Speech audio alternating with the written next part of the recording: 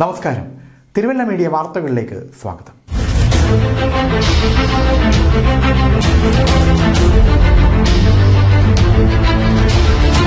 ഭക്ഷ്യസുരക്ഷാ ഓഫീസർ എന്ന വ്യാജേന വ്യാപാരികളിൽ നിന്ന് പണം തട്ടാൻ ശ്രമം. കാവുംഭാഗത്താണ് സംഭവം. കാവുംഭാഗം മീനാക്ഷി ബേക്കറി ഉടമ ശ്രീനിവാസനെ ഫോണിൽ ബന്ധപ്പെട്ടാണ് പണം തട്ടിയെടുക്കാൻ ശ്രമിച്ചത്. ഫുഡ് ആൻഡ് സേഫ്റ്റി മൺസൂൺ സ്ക്വാഡിലെ ഓഫീസർ എന്ന് പരിചയപ്പെടുത്തിയാണ് ശ്രീനിവാസന് ഫോൺ വിളി വന്നത്. ഹെൽത്ത് കാർഡിൻ്റെ കാലാവധി അവസാനിച്ചു, പുതുക്കിയിട്ടില്ല, തൊഴിലാളികൾ കൂടുതലുണ്ട്, ലൈസൻസ് പുതുക്കണം, ഇങ്ങനെ പറഞ്ഞ ശേഷം ഗൂഗിൾ പേ മുഖേന ഫൈൻ അടയ്ക്കാനും ആവശ്യപ്പെട്ടു.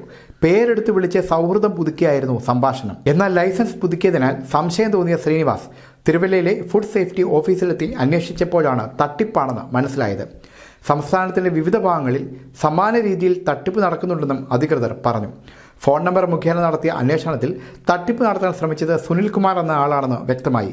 മുനിസിപ്പൽ കൗൺസിലർ കൂടിയായ ശ്രീനിവാസ് പുറയാറ്റ് ഇത് സംബന്ധിച്ച് തിരുവല്ല പോലീസിലും ഭക്ഷ്യസുരക്ഷാ ഓഫീസർക്കും പരാതി നൽകി. News desk, Thiruvalla media.